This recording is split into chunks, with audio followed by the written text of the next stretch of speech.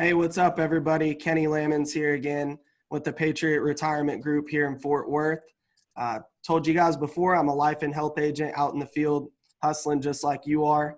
The purpose of these videos is just to share some of the things that are working best for us and start a conversation for hungry agents out there that want to get a little bit better.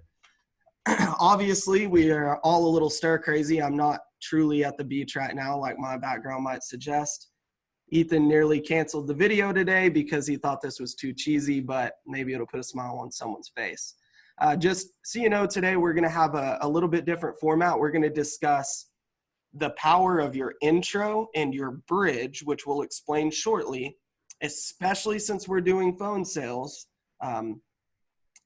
The power of that, and we'll digest it and break it down and explain it for you. Ethan, if you want to introduce yourself real quick. Yeah. Hey, guys. Ethan Gladwell. Kenny and I have been working together for, I guess this month's been 4 years now. And throughout the 4 years, what we've really have focused on and what we deem probably the most important thing when you're calling folks, and we'll dive into this in just a second, is the importance of scripts and being able to stay on script and maintain control while either on the phone or in the house. So let's go ahead and dive in and get that started. Let's just talk about what the overarching importance of it is and kind of the overview breakdown. So I had written down here, there's intro. That's just the opening statement that you make when you first, and this can be translated to in person, but let's focus on phones here. You need a nice, concise intro. You need to state the purpose of the call directly after that. And then before you really get into the meat and potatoes of the appointment, right after the purpose of the call, you need to give a little, what we call the bridge. And it's essentially a paragraph about who you are more specifically outside of the intro. And then at the end, after we kind of dive into these, I'll even read through a rough version of my current script right now. And this can be applied real quick for Ethan breaks it down a little bit. We're mostly focused on Medicare sales right now, Medicare Advantage, but we're doing a lot of book of business, final expense, Medicare supplement. This is really a template that can be used in all senior insurance forms. So thoughts on that, Ethan? Yeah, a couple of, I'm just going to dive right in if that's okay.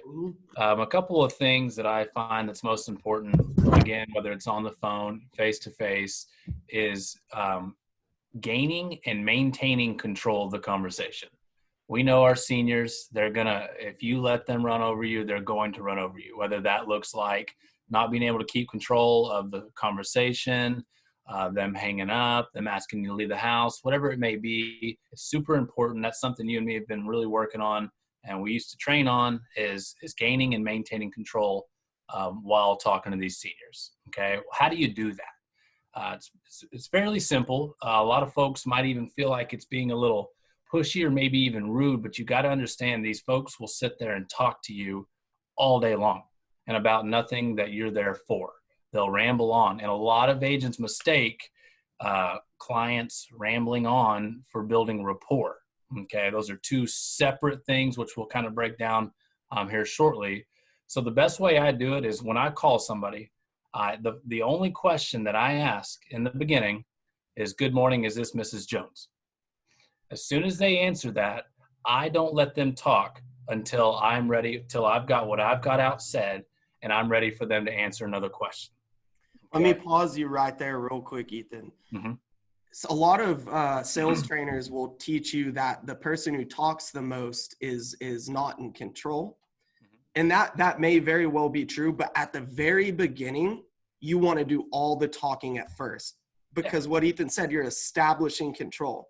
Once you get through this intro, purpose of the call, and the bridge, now it's letting them talk, okay? You've established authority in what you're here to do. So I just wanted to kind of provide perspective for that. Yeah, you start out, they're not getting much of a word in, very direct questions while we go through. Do you ask how are you? Or, do you ask how's the weather or anything like that when you're on the call? Not at the beginning. No, I'm going to jump right into, just like you said, I say, "Hi, is this Miss Jones? Hi, am I speaking to Robert?" It's a yes or no question.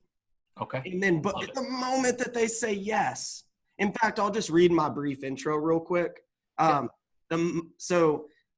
Hey, good morning. Is this Miss Jones? Hi, Miss Jones. This is Kenny Lamons. I'm here in Weatherford. You spoke with Taylor, my appointment setter, earlier this week. She set up for us up for this phone appointment today regarding the Medicare Savings Program. Now, first of all, I just want to let you know that I am a local rep. I know you're right down the road in Granbury. Normally, I would be meeting you face to face today, but due to the craziness that's going on right now with the coronavirus, I'm respecting your safety, of course, as well as mine and my family. So we're going to handle it over the phone. Funny enough, I am nearby today. So if anything you need help with or the information you need needs to be delivered, I'll be able to drop it in your mailbox on my way out. Does that sound fair? I Absolutely. asked 2 questions. Is this Miss Jones? Mhm. And does that sound fair? And that I had to get that quick intro out right from the beginning. Perfect. Perfect. That's gaining and maintaining control right there. Exactly what I'm talking about. So that's part one, that's intro. Any thoughts on that very first that you might do a little bit different than I just did right there?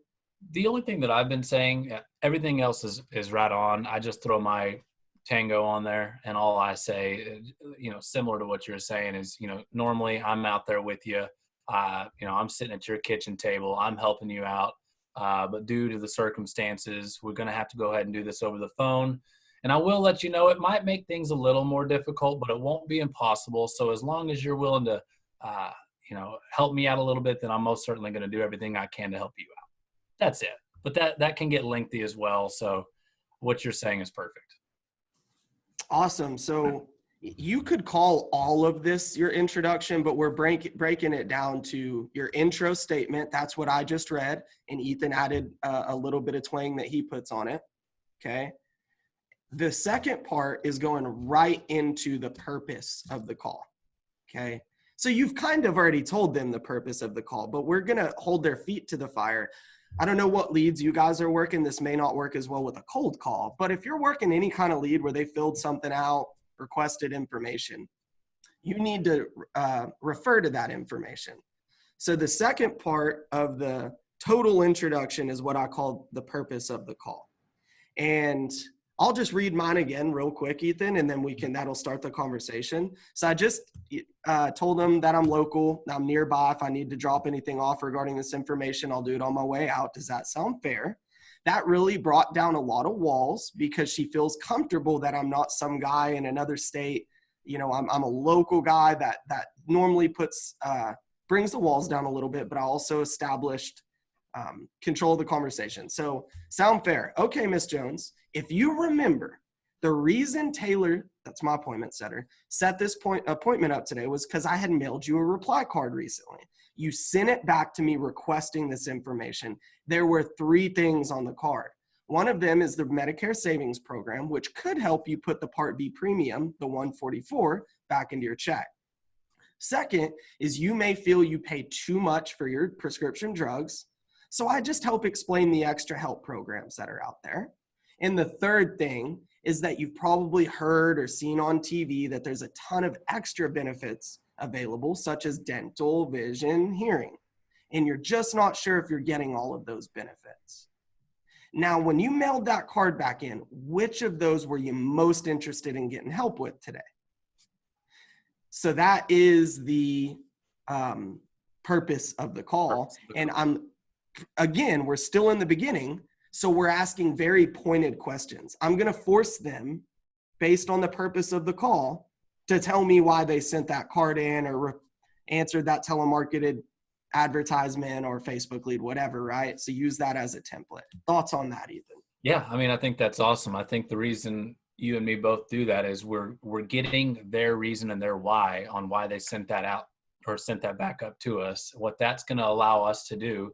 And I don't know if you see this on a lot of your leads, but a lot of my leads, they underline the part that they're most interested in, or they'll even write a little note and say dental needed. That doesn't matter to me. I still want them to say it. I still want them to be able to remember that they wrote that on that card or they underlined it. And I still want them to say it so it puts it at top of mind awareness. It's what they're thinking about right now.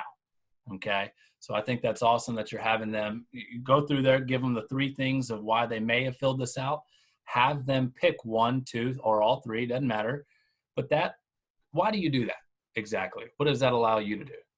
I think it does two things. For one, it forces them to admit that they requested some type of information. They did mail something in a You're response. not reaching out to them and Right. I'm not they bothering actually you. You kind physically of mailed bothered it. me, and now I'm here to do what you asked. Okay. But number two, it's going to give me guidance for my needs assessment later on. That'll be for a different video. But when if they give you their biggest concern, how much easier does that make the whole appointment? So when when you get on later to a scope of appointment or fact finding and different things, you have such a good handle on what is concerning to them.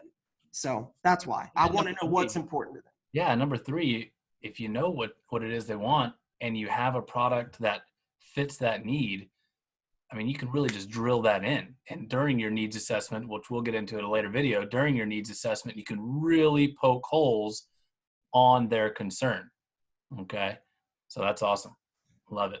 So I don't want to make this too long. So let's get to the third part of the total introduction. And that's really what we call the bridge. So you've done a brief like intro. Hi, is this Miss Jones? You've stated the purpose of the call and got reciprocation from them on that they mailed something in. So before you really jump into the meat and potatoes, you need one more part of the introduction that gives them, they know you're local, they know why you're calling, but they still don't know who you really are. Okay. So this is your chance. You can modify this based on the market you work. This is your chance to identify yourself. So here's kind of how I transitioned to it. They told me which was of the three things was most concerning to them. And I say, okay, awesome. So obviously your biggest concern is just learning if you can qualify for the Medicare savings program. So I want to explain how I'm able to help you. I make it really, really easy. I'm going to ask you some basic questions so I know exactly what you currently have and what programs or products you might qualify for. Does that sound fair? And they're going to say, yeah, that sounds good. I'm going to say, okay, before I jump into all that, just let me tell you just a little bit more about who I am. Again, it's Kenny, if you want to write that down. I'm with the Patriot Retirement Group. We're local. I'm based out of Fort Worth. I live in Weatherford. So, we've been around for a while and I'm familiar with where you're at and work with a lot of people in your area. What's most important about me and that I want you to understand is I don't work for any one insurance company. I help people with a lot of different programs, a lot of different companies, and a lot of different products. I'm familiar with the plan you have right now, and you may be in the very best spot already. But by the end of this call, you'll know that for sure. Sound good? So you can add more to that. You can take more away. But to me, that gets the message across. My name's Kenny. I'm with Patriot Retirement Group. I work with the senior market representing multiple companies and multiple solutions and programs. And does that sound okay to you? That's wonderful. I love the saying the name again because it's nothing worse than at the end or, you're going through your sales pitch or whatever it is. And they're always like, oh, what's your name again? I love that. I actually asked them to go ahead and write it down. I want them to have my name written down. That way, every time they need to ask my name or ask a question, they're going to go Ethan. That's going to make it a little bit more personal. So I love don't that. Want to hear at the end, what was your name again? Oh. No, have them. That's terrible for the close. Well, Ethan, I'm going to think about it. No, we're not doing that. No, I want to know throughout Hey, what's your name again so I can think about this and call you back? No. We got to get over that at the beginning. Good. Yeah. So a couple things. I just wanted to kind of recap real fast. We push pretty hard on scripts. We push even harder on our intro and our bridge. We believe it sets the tone.